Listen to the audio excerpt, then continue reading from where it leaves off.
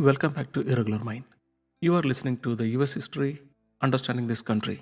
Thank you for coming back to this podcast where we have traced America's journey from the early days through the Revolution and the Constitutional Convention.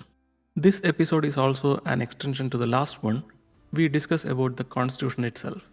Constitution is the focus of this episode. In the last episode, we stopped where the Constitution was written.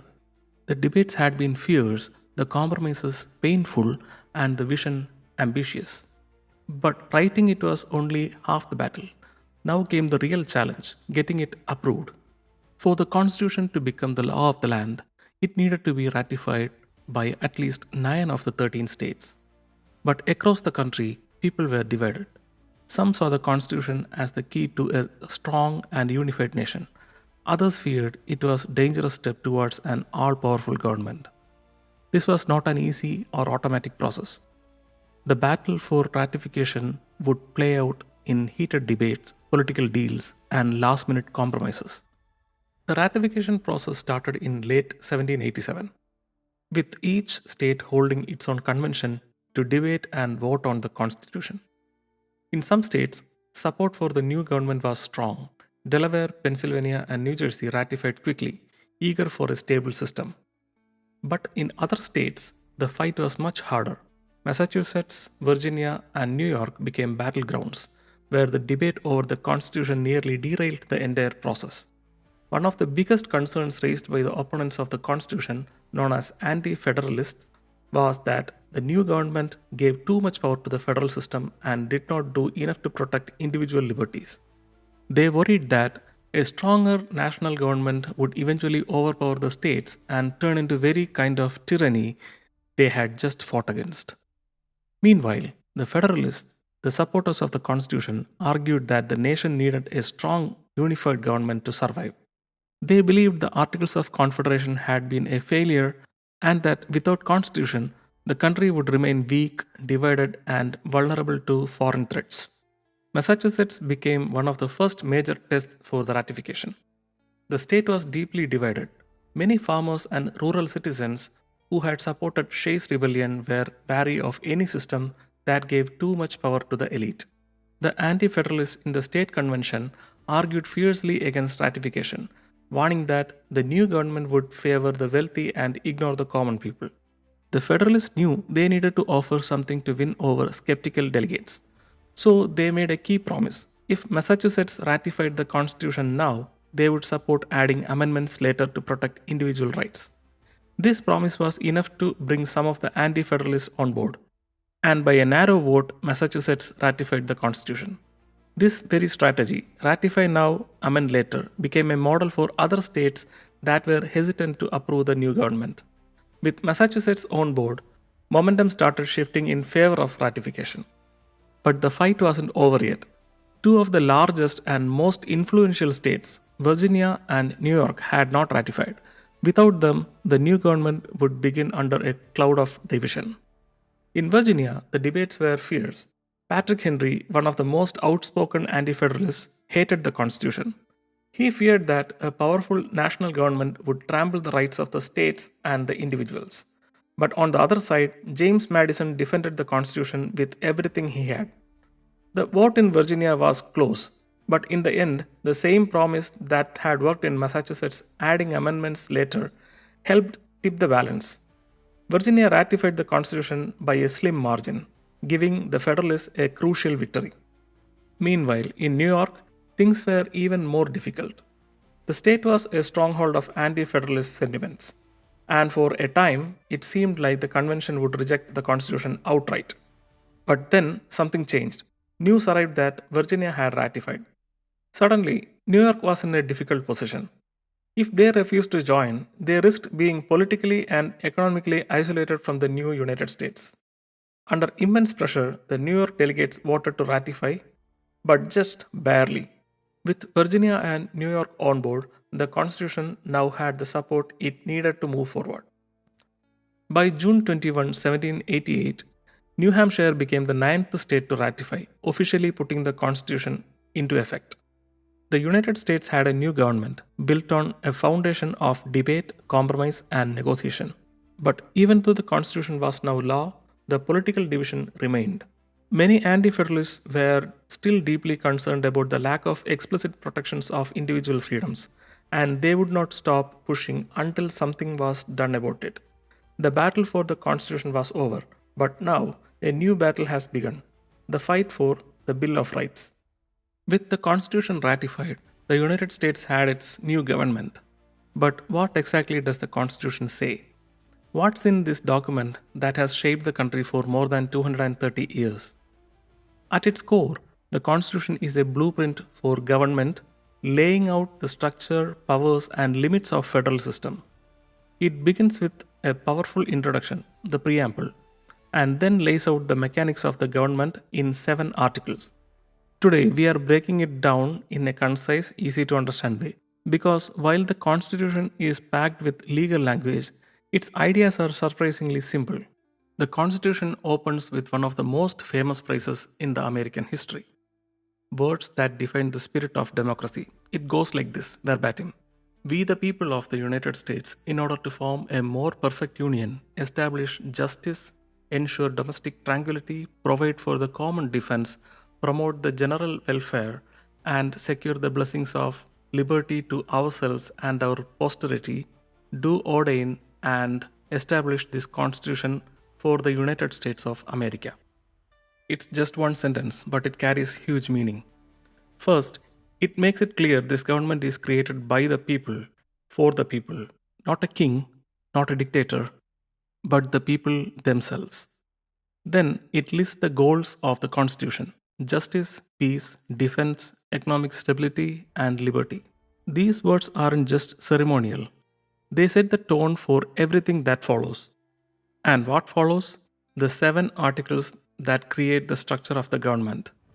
The Constitution is divided into 7 articles, each one focusing on different part of how the government works.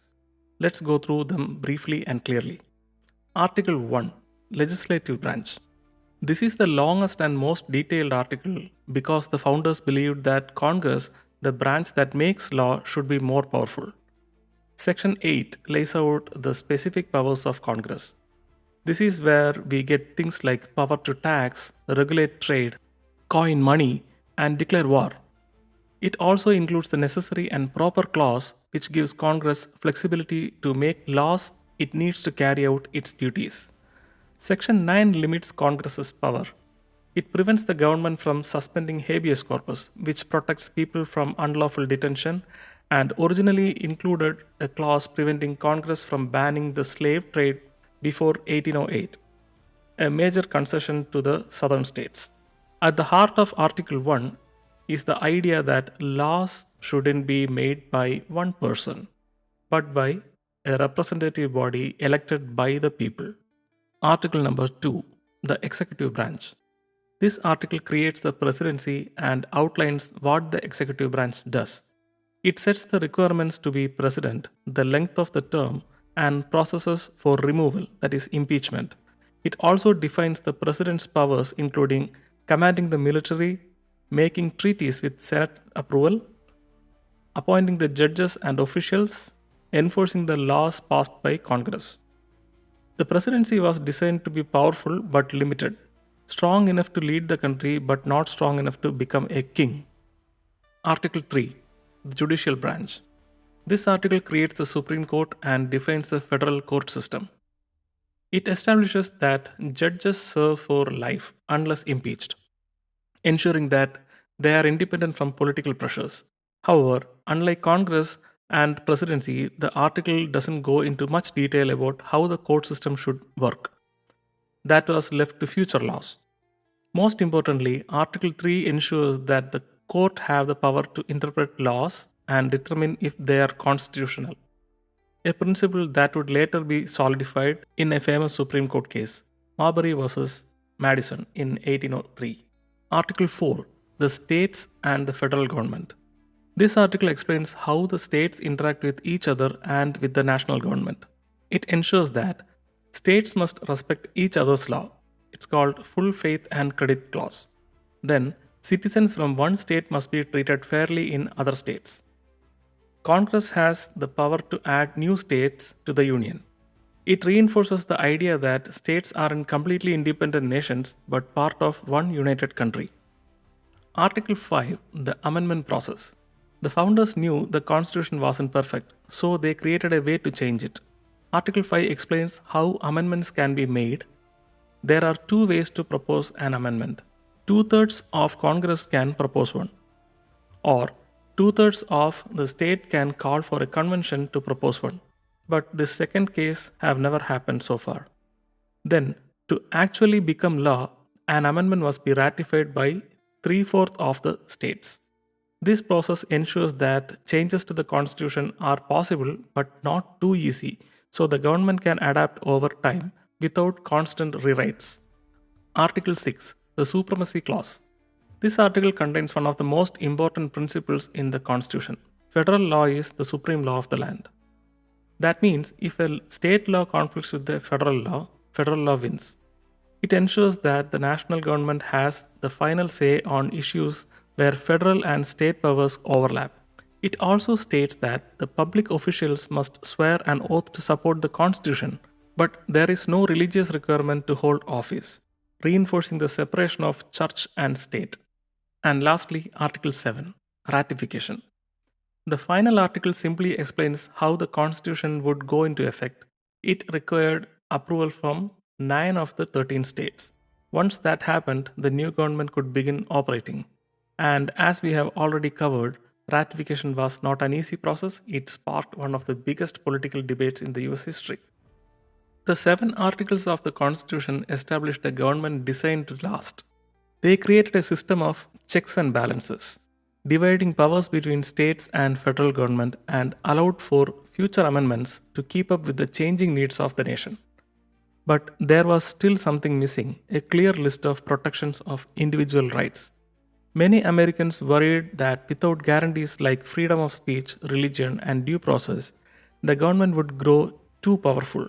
That concern would lead to the first major addition to the Constitution, the Bill of Rights. And that's what we are going to explore next. The first 10 amendments ratified in 1791 would become one of the most important parts of American law, ensuring that certain rights could never be taken away. For non-Americans, there are a lot of reference to these first 10 amendments in pop culture. Web series like House of Cards and Suits are filled with terms like Second Amendment right and taking the fifth, etc. Let us break them down. Amendment number 1, freedom of speech, religion, and more. The First Amendment is one of the most well-known parts of the Constitution. It guarantees 5 key freedoms. Freedom of religion. The government can't force a national religion or interfere with people's religious beliefs. And freedom of speech. Citizens can criticize the government without fear of punishment. Freedom of press. The media can report on government actions without censorship. Freedom of assembly. People can gather and protest peacefully. Freedom to petition the government. Citizens can demand changes from their leaders. This amendment was written because under British rule, people could be punished for criticizing the king. The founders wanted to make sure that never happens again. Amendments 2, 3, and 4 are designed to protection from government overreach. Amendment 2, the right to bear arms. This gives citizens the right to own weapon, originally meant to ensure that the state militias could defend themselves. Amendment 3, no forced housing of soldiers. This comes directly from the colonial times when British forced people to house soldiers in their homes. The new government wasn't going to allow that. Amendment 4, protection from unreasonable searches and seizures. The government can't just barge into your home, search your belongings, or take your property without a good reason and proper warrant. These amendments limited the government power, ensuring that the citizen wouldn't be abused or treated unfairly. Amendments 5, 6, 7, and 8 is for rights in the justice system. If you are ever accused of a crime, the Constitution guarantees that you will be treated fairly. These amendments lay out important legal protections. Amendment 5. You can't be forced to testify against yourself, and government can't take your property without fair compensation. This is where the phrase pleading the fifth comes from. Amendment 6. If you are accused of a crime, you have the right to a speedy and public trial, a lawyer, and an impartial jury. Amendment number 7. In certain civil cases, you have the right to a jury trial, not just a judge's decision. Amendment number 8. The government can't impose excessive bail or cruel and unusual punishments. These amendments ensure that people aren't unfairly punished, wrongfully imprisoned, or denied a fair trial. They were written because, under British rule, colonists were often jailed without trial, punished severely for small crimes, or treated unjustly in court. Amendments 9 and 10 limits the government power. The final two amendments in the Bill of Rights reinforce the idea that government's power is limited. Amendment number 9. Just because a right isn't listed in the Constitution doesn't mean people don't have it. In other words, the government can't assume it has control over everything just because it was not mentioned. Amendment number 10. Any power not specifically given to the federal government in the Constitution belongs to the states or the people. This was meant to prevent the national government from becoming too powerful. These last two amendments are often debated because they leave a lot of room for interpretation. Over the years, courts have used them in cases dealing with privacy, states' rights, and even modern technology. The Bill of Rights wasn't just a set of rules, it was a promise that the government would respect the freedoms of its people, that laws would be applied fairly, and that power wouldn't be abused. At first, the Bill of Rights only applied to the federal government, but over the time, many of these protections have been expanded to state laws as well. These first 10 amendments have shaped American law, politics, and culture in ways the founders could have never imagined. They are the foundation of civil liberties in the US and continue to be the basis of legal battles and Supreme Court decisions to this day. Now that the Constitution and the Bill of Rights were in place, the country was officially up and running. But how would this new government actually function? The Constitution wasn't just a rulebook for the government. It was a carefully crafted framework built on core principles designed to keep the country stable, balanced, and free. These principles have guided the US over last 230 years, shaping laws, court decisions, and the way the government interacts with its people. So, what are the main principles of this Constitution? Let's break them down. The very first words of the Constitution, "We the people," make something clear. The government exists because the people allow it to exist. Popular sovereignty means the ultimate power rests with the citizens. Unlike a monarchy, where rulers inherit powers, the US government is based on the idea that leaders are chosen by the people and can be replaced by the people. This principle is seen in elections where citizens vote for their representatives. It's also reflected in protests, petitions, and public debates, all ways for people to influence the government decisions. The Constitution was written because Americans feared the government overreach. The founding fathers didn't want another system where a small group held absolute power. So, they built a government that had clear limits. The government can only do what the Constitution allows it to do. If it tries to overstep its authority, courts can strike down laws and the people can vote leaders out. No one is above the law, not the president, not the Congress, and not even the Supreme Court. That's the core idea behind limited government. To prevent tyranny, the Constitution split government powers into three separate branches: legislative, who makes the laws, that is the Congress; executive, that is the president, who enforces the laws; judicial, the Supreme Court, which interprets the laws. Each branch has its own responsibilities and cannot take over the powers of the other. This keeps any one person or group from controlling the entire government. For example, Congress writes laws, but the president can veto them. The president enforces the laws, but the Supreme Court can declare them unconstitutional. This system enforces cooperation and accountability between branches. Separation of powers wasn't enough on its own. The founders also built in checks and balances to ensure that no branch could become too powerful. Here is how it works. The president can veto laws, but the Congress can override the veto with enough votes. The Supreme Court can rule laws unconstitutional, but the Congress can amend the Constitution to change the law. The president can appoint judges, but the Senate must approve them. These built-in limits create a constant balance of power, forcing the branches to keep each other in check. Another major principle is federalism, which means that the power is shared between the national or the federal government and state governments. The federal government handles national defense, foreign affairs, and printing money, while the state government controls local laws, education, and public safety. Neither level can take over all the power, they must work together. This allows the country to have a strong national government while still giving states flexibility to govern their own people. Over time, the balance of power between states and federal government has shifted, but the federalism remains a key part of how the US functions. One of the most powerful aspects of US government is judicial review, the ability of Supreme Court to decide if laws or government actions are constitutional. Even though this power isn't explicitly mentioned in the Constitution, it was established early in American history through a case, Marbury versus Madison. It happened in 1803. Judicial review ensures that laws follow the Constitution.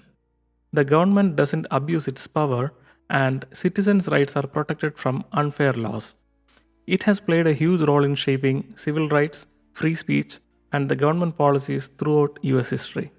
The US is a republic, meaning that instead of direct democracy, where people vote for everything, citizens elect representatives to make decisions on their behalf. This system allows for efficient lawmaking in Congress, a balance between state and federal interests, a government that reflects the will of the people while still being stable and functional.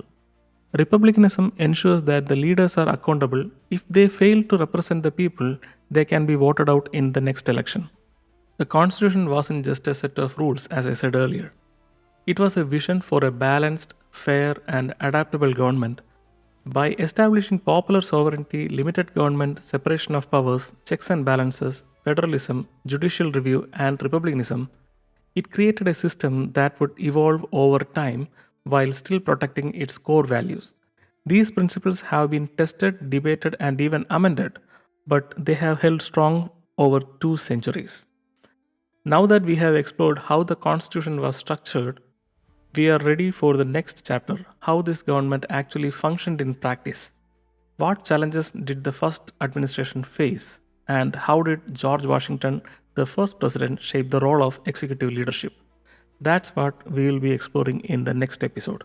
And that wraps up our deep dive into the Constitution, the document that turned a struggling collection of states into a functioning nation. From the debates over representation and power to the creation of Bill of Rights, this was the foundation that would define America for centuries to come. In our next episode, we explore precedents and American expansion, the age of wars, where the decisions made by the first leaders would set a tone for the young nation's future. From Washington's presidency to early conflicts on the frontier, the stakes were high, and the choices made during these years would shape America we know today. Thank you for listening. If you enjoyed this episode, be sure to follow, rate, and share the podcast. And as always, stay curious and keep questioning history. Bye.